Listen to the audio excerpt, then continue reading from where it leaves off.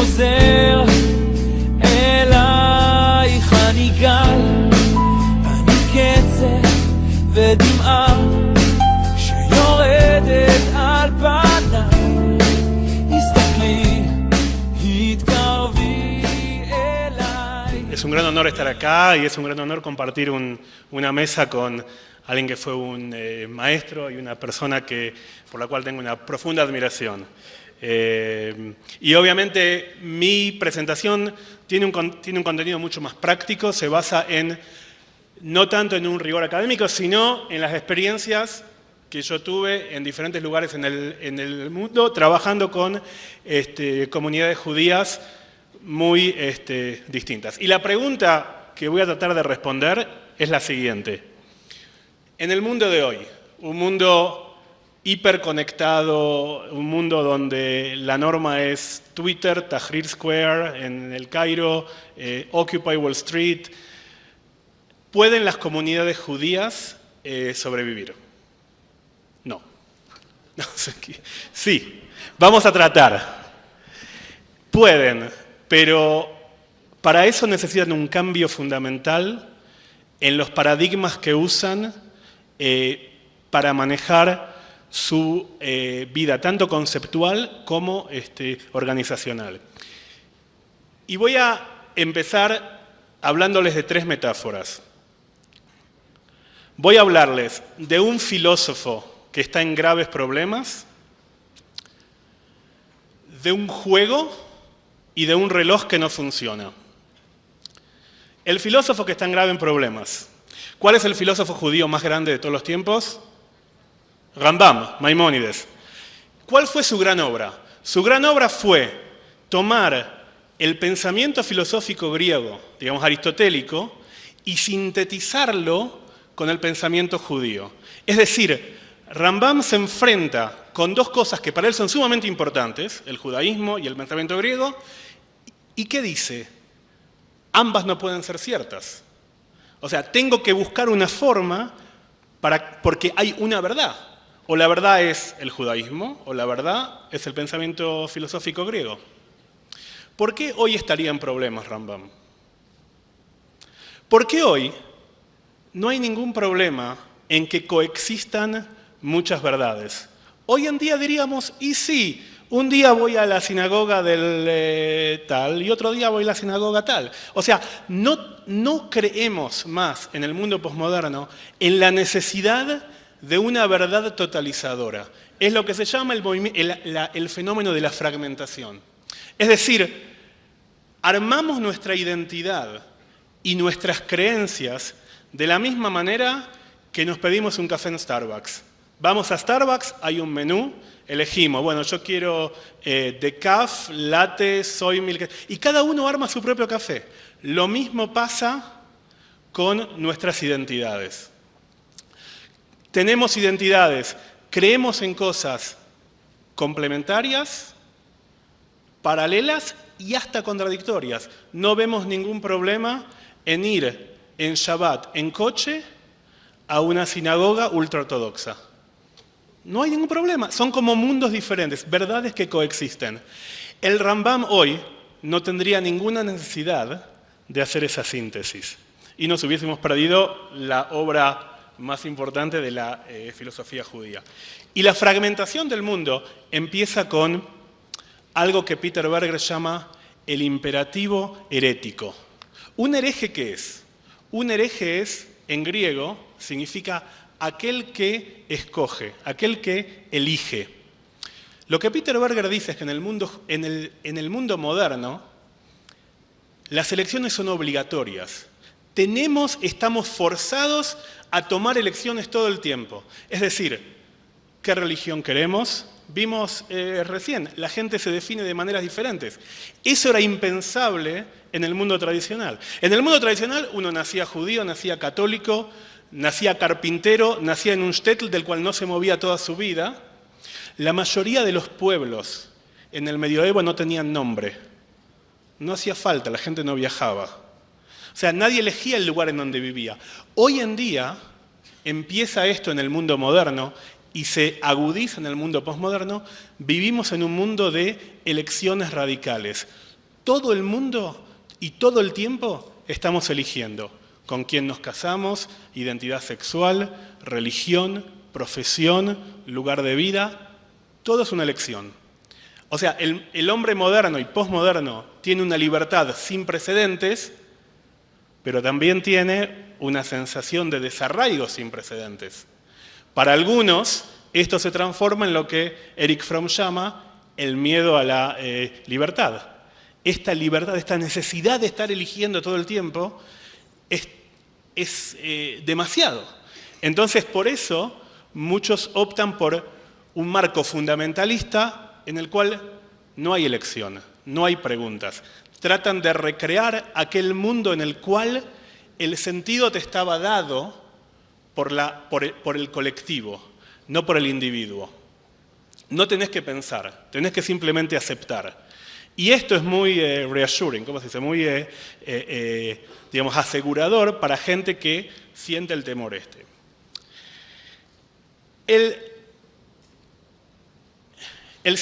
La segunda metáfora de la cual quería hablar, dije que era un juego.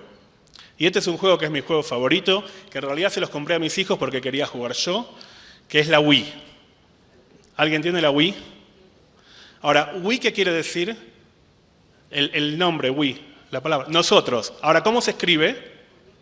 Con dos I, W-I-I. O sea, I. I que en inglés quiere decir yo. ¿Cierto? Dos I. O sea, we, el pronombre que denota lo colectivo, en realidad el énfasis está en yo, en mí, en I.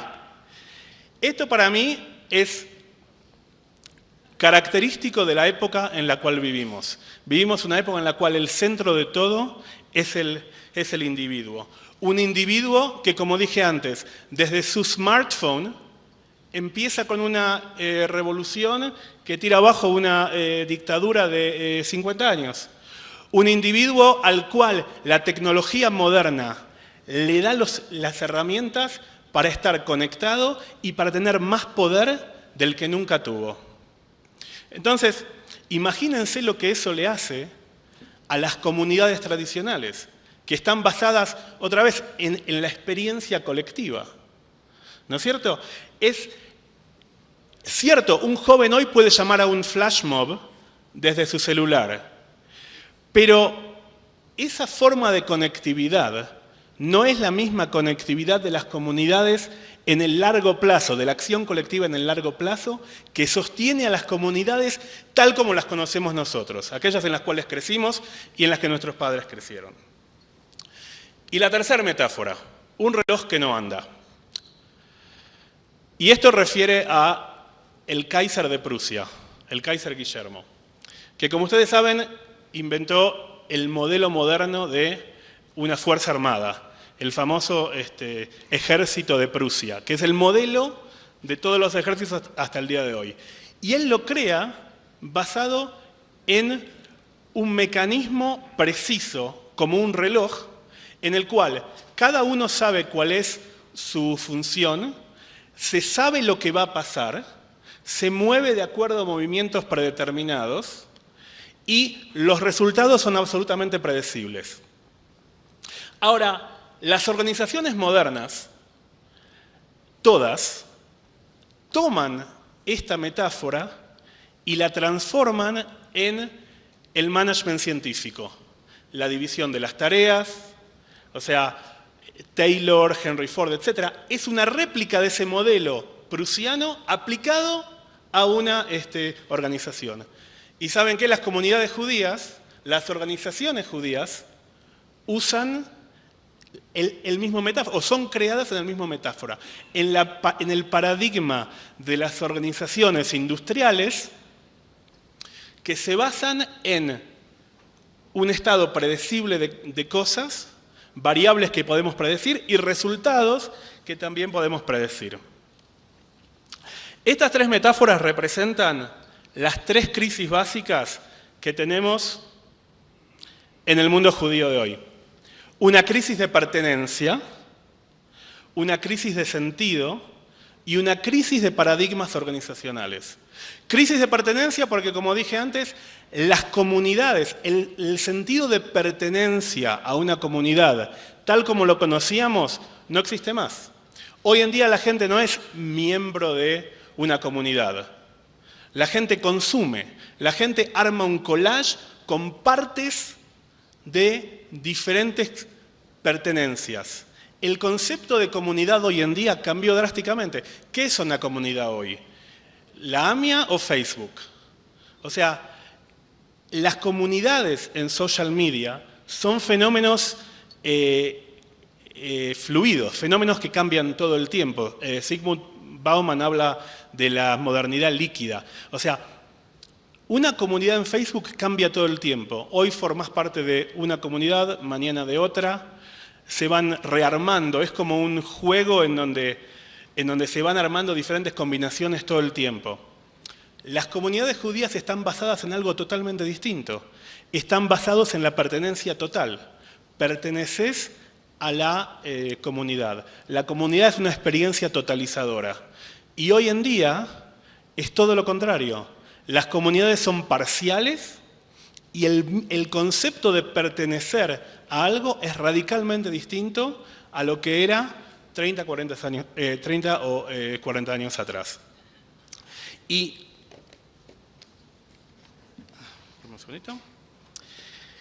hay otras más cosas que también afectan la crisis de pertenencia a las comunidades. Cosas en las cuales no se piensa mucho.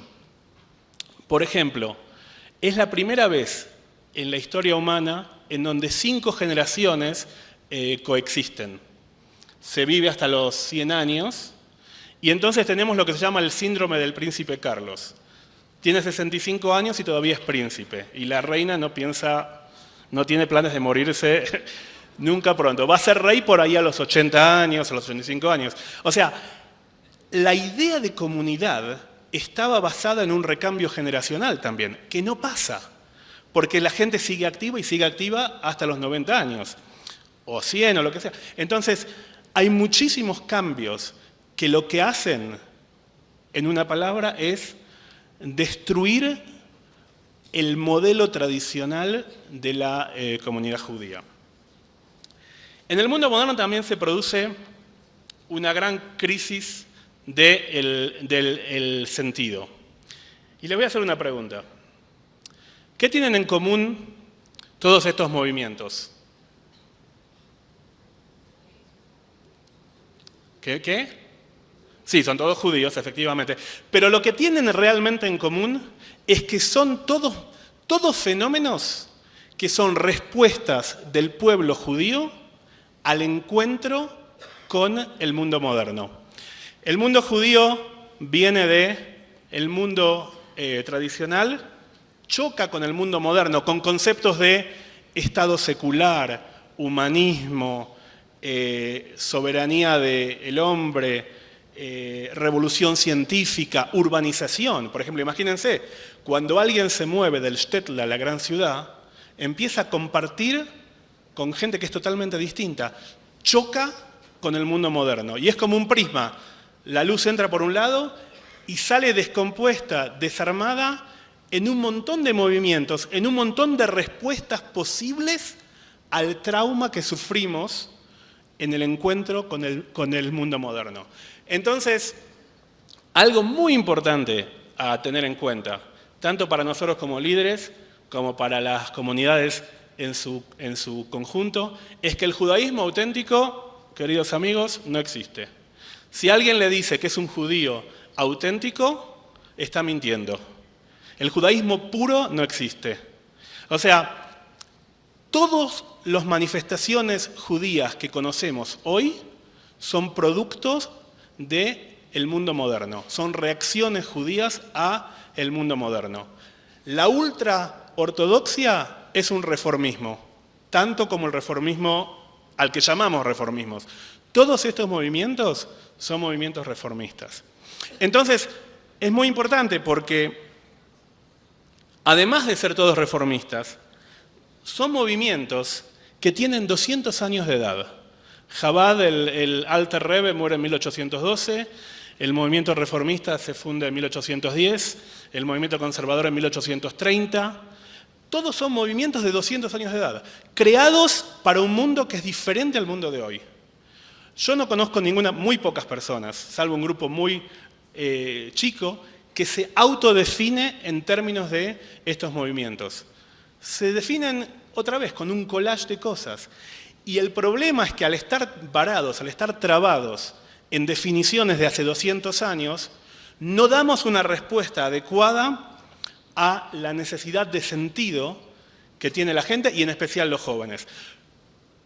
¿Cómo nos enfrentamos a la crisis esta del sentido? Vamos por lo fácil. Usamos dos golpes bajos. La Shoah y lo que se llama kinship, el ser parte de una tribu, digamos. Vamos a lo más primordial, es decir, somos víctimas y somos miembros de una tribu. Ninguna de esas dos razones es suficiente sentido para un joven judío hoy para permanecer judío. Y de hecho lo vemos en los números. Los judíos que crecieron alimentados en una dieta de Shoah y tribalismo y comer knishe, digamos, y cosas así, se asimilan a pasos agigantados. Imagínense un club que dice, nos quieren matar, hágase socio. Eso es lo que hacemos. Agarramos chicos que no saben nada sobre el pueblo judío, sobre el judaísmo, y los llevamos a Marcha por la Vida. Un golpe bajo, ahí sí van a querer ser judíos. Hoy ve, es una cosa terrible. ¿Qué hacíamos antes de Hitler? ¿Qué hacíamos hace 70, 80 años? ¿Qué les enseñábamos a los chicos? Es decir, yo creo que la búsqueda del sentido, la crisis del sentido de la cual hablaba antes, se va a resolver, y esta es mi posición personal, con dos elementos fundamentales. Uno es una refocalización del pueblo judío hacia el futuro. Hablamos del pasado todo el tiempo, y sí, el pueblo judío es un pueblo que habla mucho de su pasado. El verbo zahor está 172 veces en la Torá, recordar 172 veces. Pero sin embargo terminamos cada fiesta con Leshaná Abá, el próximo año. Somos el pueblo que cree que va a venir el Mesías, siempre hay un futuro. Y sin embargo, toda la formación judía ahí se basa en el pasado. Entonces yo digo, para volver al sentido, la primera pregunta es, ¿qué nos resta aún por hacer en tanto que pueblo judío?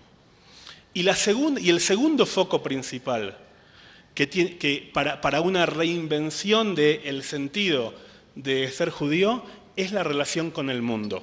Es decir, el pueblo judío tiene que salir de la lógica tribal y decir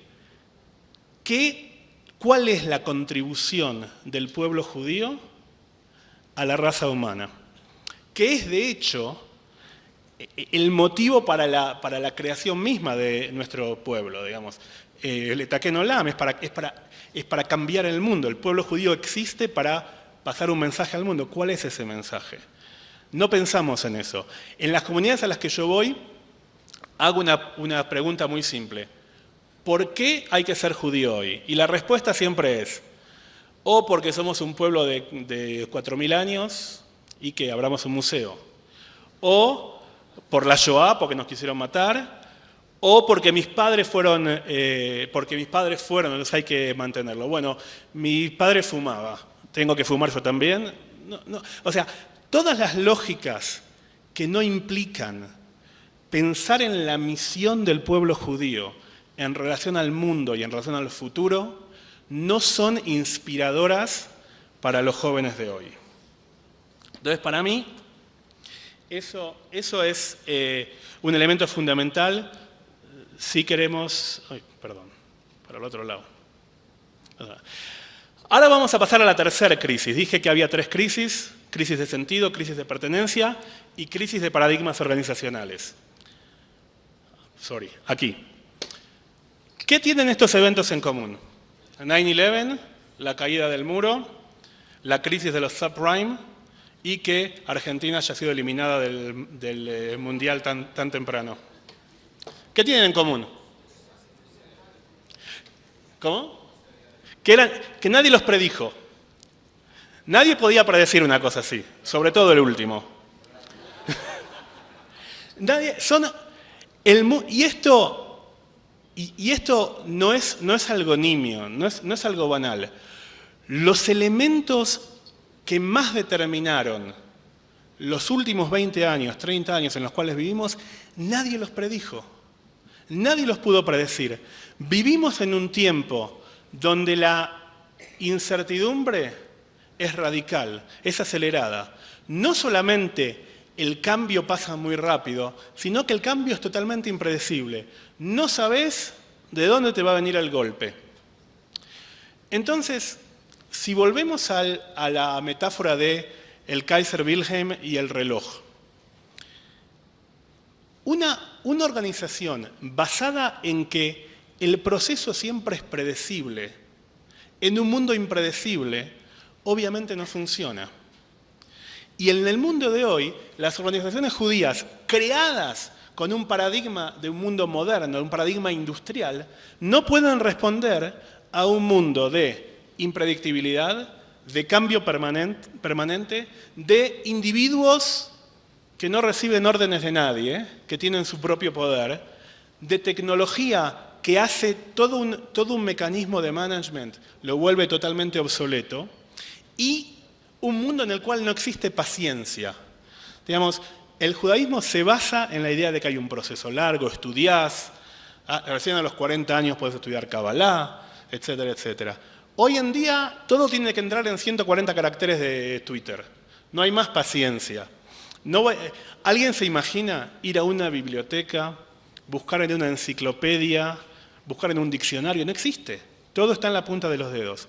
Esto tiene graves implicancias organizacionales, porque las organizaciones también siguen procesos.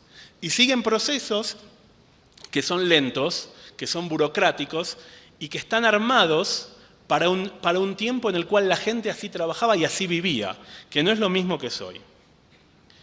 Entonces, las organizaciones judías también, como los movimientos, tienen 100, 150 años. Las federations, ¿cuántos años tienen? 100 años. AMIA, ¿cuántos años tiene? 5, sí, yo sé, pero ¿cuántos años tiene AMIA? 120. O sea, todas las organizaciones judías, el Joint tiene 100 años, la Sochnut, no sé, debe andar por ahí. Son todos organizaciones, así como los movimientos, el conservadorismo, Chabad, el reformismo, fueron creados para responder a desafíos de sentido. Los desafíos organizacionales los resolvimos creando organizaciones como las que tenemos hoy en día, que necesitan cambiar del modelo del mundo industrial al mundo tecnológico.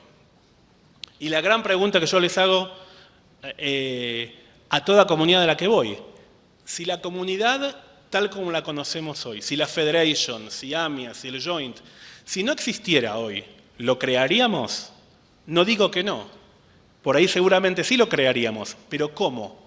¿Cómo sería si lo tuviésemos que crear reflejando los desafíos y las realidades del siglo XXI y no del siglo XX? ¿Ven? Esto es una organización típica, jerárquica, ¿no es cierto? Así estamos armados nosotros. Y las organizaciones del futuro, las organizaciones actuales, ya no del futuro, son como una red donde no hay jerarquías o las jerarquías están distribuidas, el liderazgo puede estar en cualquier nodo, no necesariamente en el punto más alto, y donde, esto es importantísimo, la fortaleza de la red se basa en la cantidad de conexiones que hay entre los miembros de la red. Entonces, el líder de una organización comunitaria hoy es más que nada un conector, porque lo que las redes necesitan son conectores. Entonces, las organizaciones tienen que cambiar de ser top-down a tener estrategias emergentes, donde la gente participa en crear esas estrategias, de ser jerárquicas a ser orgánicas, de estar basadas en el colectivo imponiéndose sobre los individuos a reconocer la realidad de un individuo que es dueño de su propio destino y que el colectivo que formamos tiene que ser diferente. De una identidad total, de un membership total, a identidades parciales que forman diferentes collages. De un leadership, de un liderazgo que es prescriptivo, que va a decir así son las cosas, a un liderazgo que se basa en facilitar, en convenir, en crear coaliciones a través de los mecanismos de redes. Algo que no es centralizado, sino que está difundido a lo largo de toda la red. Y algo también importantísimo. Los softwares del futuro se basan en el concepto de open source. Todos saben lo que es, ¿no es cierto? Es un software que nadie tiene. O sea, perdón, del que nadie es dueño. No es Microsoft, que es el dueño de Windows. Es Linux, que es una comunidad que no le pertenece a nadie. El nuevo... Esto es así. The new owning is sharing. No sé cómo se traduce eso. La nueva propiedad es el compartir. Cuanto más compartís, más tenés. Y esto para las organizaciones judías es fundamental, porque nosotros somos muy territoriales. Y entonces esto demanda un esfuerzo contraintuitivo. Es decir, en vez de poseer, en vez de crear un territorio, tenemos que abrir completamente y entender que nuestra fuerza va a ser por cuánto compartamos, sino por cuánto tengamos. Y para terminar, algunas características de una organización inteligente judía en el siglo XXI. Primero, como el mundo es totalmente impredecible, nadie sabe cuál es la solución. Otra vez, si alguien les dice, yo tengo la posta, no le crean, nadie sabe, nadie vivió en el siglo XXI antes. Lo único que funciona es organizaciones que aceptan el riesgo y que funcionan de manera tal que toleran el riesgo y que incentivan a la gente a que tome riesgos y ver qué es lo que funciona. No sabemos qué es lo que funciona. Bueno, y lo otro es básicamente lo que ya dije. Fundamentalmente, una organización tiene que pensar todo el tiempo esto. ¿Cuál es el valor que le doy a la comunidad y a la sociedad? ¿Cuál es el valor que le doy a la gente que dona plata? ¿Qué es lo que hago para crear puentes, para facilitar, para unir y para solucionar problemas conjuntos sin demandar membresía absoluta? Voy a terminar con una frase que alguien me dijo una vez, que es muy, muy sabia. Me dijo, yo con un desafío muy serio, y la persona me dice, tanto si pensás que podés como si pensás que no podés, tenés razón. O sea, estos desafíos que estamos enfrentando son sumamente serios. Depende de nosotros, de la actitud que tengamos para enfrentar estos desafíos con una mentalidad abierta y no siendo prisioneros de los paradigmas del pasado, si vamos a poder, como dice el título del panel, proponer una identidad judía viable, vibrante y llena de sentido para el siglo XXI. Muchísimas gracias.